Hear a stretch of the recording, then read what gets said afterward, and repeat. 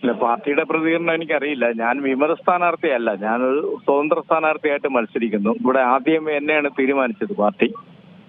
ഞാൻ പ്രചരണ രംഗത്ത് നിൽക്കുമ്പോഴാണ് എന്നെ മാറ്റിയിട്ട് വേറെ ആളിനെ തീരുമാനിച്ചത്. അതിന്റെ കാരണം എന്താണെന്ന് എനിക്കറിയില്ല. അതുകൊണ്ട് ഞാൻ സ്വതന്ത്ര സ്ഥാനാർത്ഥിയായിട്ട് മത്സരിക്കുന്നു. ഞാൻ ഈ നാട്ടില് 40 വർഷമായിട്ട് നിന്ന് രാഷ്ട്രീയ പ്രവർത്തനം നടത്തുന്ന ആളാണ്. ഞാൻ 1985 പാർട്ടി മെമ്പർഷിപ്പിൽ വന്നതാണ്. ഞാൻ പാർട്ടിക്ക് എതിരല്ല, ഒരിക്കലും എതിരായിട്ട് പാർട്ടിക്ക് പ്രവർത്തിക്കുകയില്ല.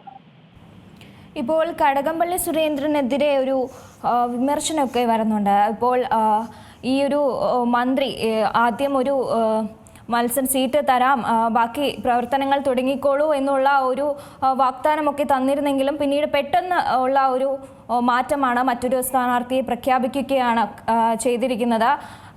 എന്താണ് അതിനുള്ള ഒരു കാരണമായി തോന്നുന്നത്? അല്ല, അതെനിക്കറിയില്ല, അത് അദ്ദേഹത്തിനെ അറിയാവുള്ളൂ. കടകംപള്ളി സുരേന്ദ്രനല്ല സീറ്റ് തരാമെന്ന് പറഞ്ഞത്.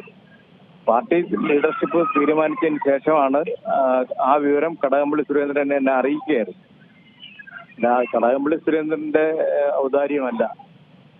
പാർട്ടി ലീഡർഷിപ്പ് തീരുമാനിച്ചിട്ട് ആ വിവരം കടകംപള്ളി സുരേന്ദ്രൻ എന്നെ അറിയിക്കുകയും ഞാൻ പ്രചരണ രംഗത്ത് ഇറങ്ങുകയും ചെയ്തു.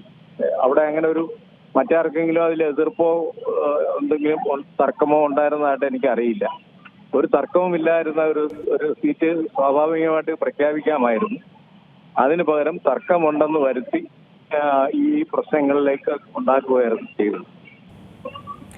ഇതിപ്പോൾ താങ്കൾ തുടക്കം മുതലേ ഈ ഒരു പാർട്ടി പരമായ പ്രകടനങ്ങളും കാര്യങ്ങളൊക്കെ തുടങ്ങി വെച്ച എല്ലാ രീതിയിലുള്ള പ്രവർത്തനങ്ങളിലും പങ്കാളിയായിരുന്നു മനസ്സിലാകുന്നു. അപ്പോൾ പെട്ടെന്നുള്ള ഈ ഒരു മാറ്റം പിന്നീട് സ്വതന്ത്ര സ്ഥാനാർത്ഥിയായി മത്സരിക്കാമെന്നുള്ള ഒരു തീരുമാനത്തിലേക്കൊക്കെ എത്തിയപ്പോൾ പാർട്ടിയുടെ ഭാഗത്തു നിന്നും സ്വാഭാവികമായും എന്തെങ്കിലും തരത്തിലുള്ള ഒരു പ്രതികരണം അല്ലെങ്കിൽ ഏതെങ്കിലും തരത്തിലുള്ള കാര്യങ്ങളൊക്കെ വന്നിട്ടുണ്ടോ? ഉണ്ടായിട്ടില്ല, ഇതുവരെ ഉണ്ടായിട്ടില്ല. ആരും ഇതിൽ ഇടപെട്ടതായിട്ടൊന്നും എനിക്കറിയില്ല. എന്നെ ആരും വിളിച്ചിട്ടുമില്ല. ഇപ്പോൾ ഞാൻ ഈ രംഗത്ത് നിന്ന് പ്രവർത്തിക്കുന്ന ഒരാളാണ്. ഞാൻ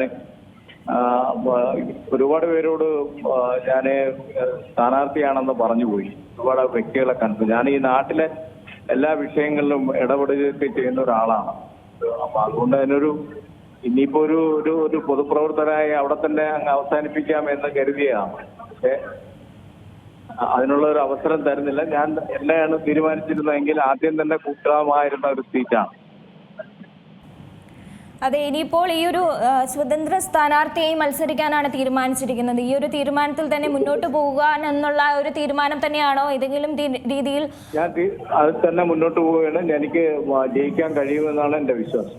ഏറ്റവും പുതിയ വാർത്തകളും വിശേഷങ്ങളും വിരൽത്തുമ്പിൽ അറിയാൻ സീ മലയാളം ന്യൂസ് എല്ലാ ഡിജിറ്റൽ പ്ലാറ്റ്ഫോമുകളിലും ലഭ്യം.